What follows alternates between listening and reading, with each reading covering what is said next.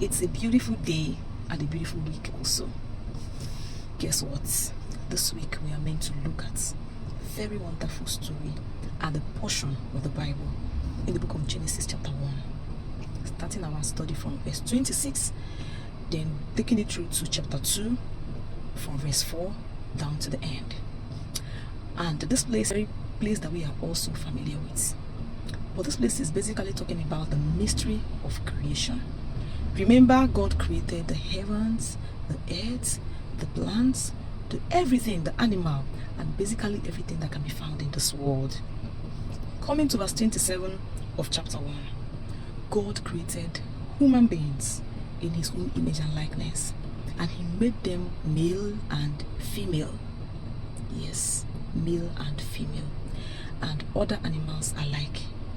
So God blessed man and commanded man to be fruitful and multiply. Go into the world and multiply, so that your descendants will live all over the world. Coming down to chapter 2, starting from verse 4, reading downwards, most especially from verse 17 and 18. God planted man in the Garden of Eden and gave him the authority to eat all fruits found in the garden, except one fruit, that is the fruit of knowledge. Commanding man not to eat from that tree, because if he eats from that tree, he will die. What are we meant to learn from the story? I just summarized it. And two lessons. Aside every other lessons that were meant to be learned from here, I picked out two, which are the intention of God towards his creation over man. God created man to be just either man or woman. So any other thing aside the purpose of God's creation for man is contrary to God's wish. Because after his creation, he looked at man and said that what he has made is good. He didn't stop there. He made woman out of the ribs of a man. He made Adam fall asleep. So he took a rib from Adam and made him a helper. And when Adam saw this helper, he was so pleased, and he called his helper woman.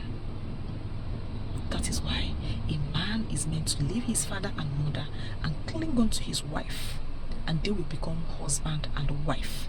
And as such, they will no longer be ashamed of their nakedness. So God is God and not man.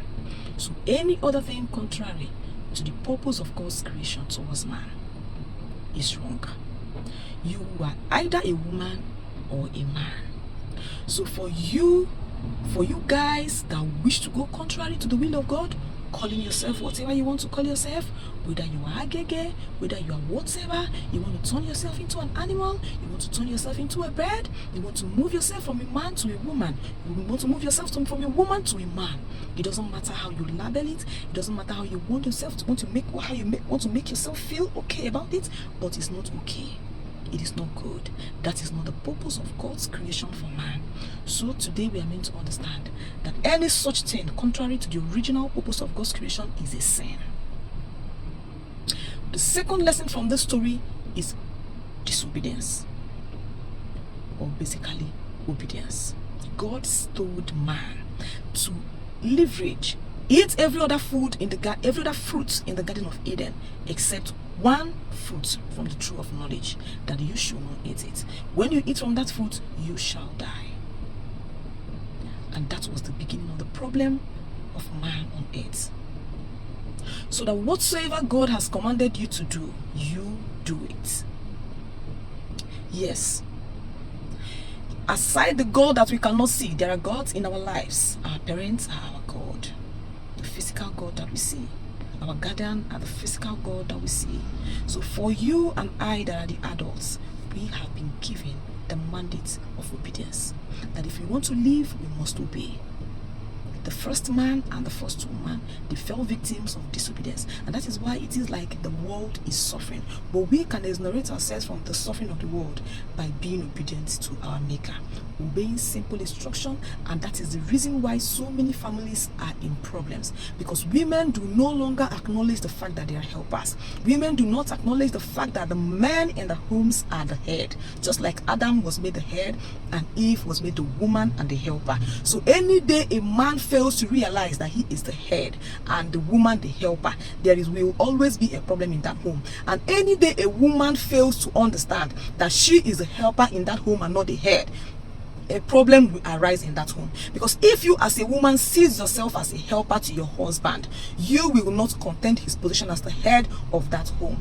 And even if anything comes up contrary to your wish, you will submit to the leadership of the head. And that is the basic problem of the family unit. So today's study is making us to understand that we as children of God should not deviate from the original plans of God. We should see ourselves as perfectly and wonderfully made by God.